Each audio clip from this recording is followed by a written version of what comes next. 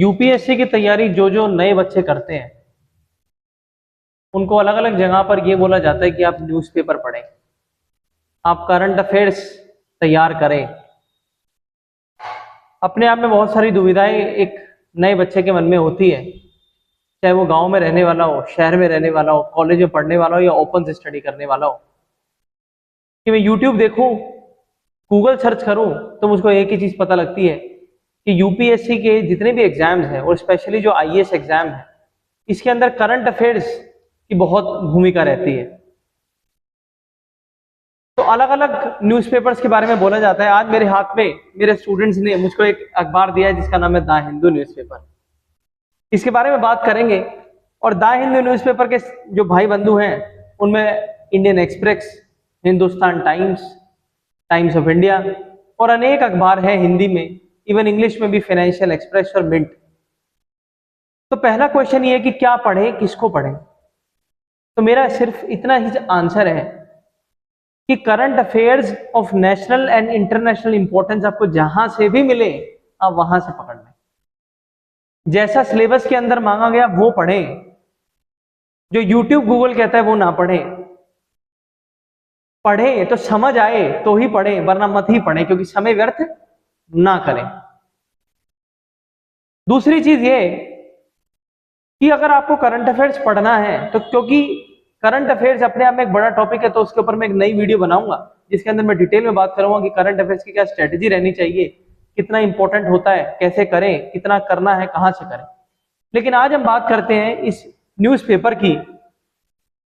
तो अगर मैं देखूं इस न्यूज़पेपर को, तो एक बच्चा जो अपने फर्स्ट ईयर ऑफ प्रिपरेशन में है उसको ये न्यूज़पेपर एक हेक्टिक प्रोसेस भी लग सकता है, उसको इंटरेस्टिंग भी लग सकता है।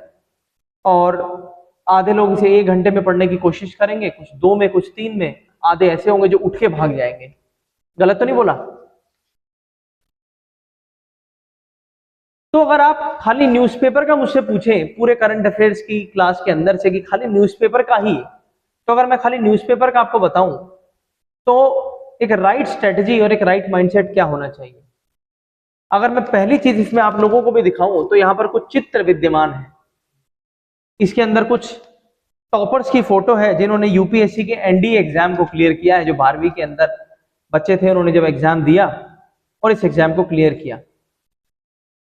लेकिन अब क्या आप इसको स्किप करेंगे?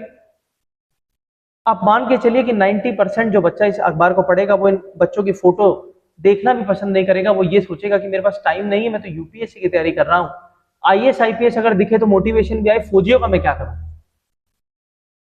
लेकिन वो बच्चा जिसका सिलेक्शन होना है वो इनकी फोटो तो नहीं देखेगा, लेकिन वो कुछ ऐसी चीज देखेगा जो उसके लिए जरूरी है, और वो देखेगा इनकी सर्विसेज। इसमें लिखा हुआ है एसएसबी, आईटीबीपी, सीआईएसएफ, सीआरपीएफ, और वो बच्चा उसी टाइम गूगल करेगा कि सीआरपीएफ सीएपीएफ के अंडर आती है या नहीं आती है, किस साल में बनी, कितनी बड़ी यूनिट है, कहां कहां हेडक्वार्टर्स हैं, इंडिया के सीआरपीएफ में काम करने वाले लोगों के जो सैनिक हैं वो भारत में ही विद्यमान है कि बाहर भी है, बाहर है तो कौन सी फोर्स के तहत है, क्या इंडिया ने ऐसा कोई प्रोटोकॉल साइन किया हुआ जिसकी वजह से बाहर है, अगर बाहर है तो उनकी सुरक्षा का क्या प्रावधान भारत सरकार करती है, कौन सा मंत्रालय, मिनिस्ट्री ऑफ होम अफेयर्स है, डिफेंस मिनिस्ट्री जिनको कंट्रोल करता है। ये सारी चीजें जो बच्चा इस तरीके से इस पहली चित्र की समरी निकाल करके अपने नोट्स में लिख लेगा, यकीन मानिएगा सिलेक्शन उसी का होना निश्चित है। Thank you.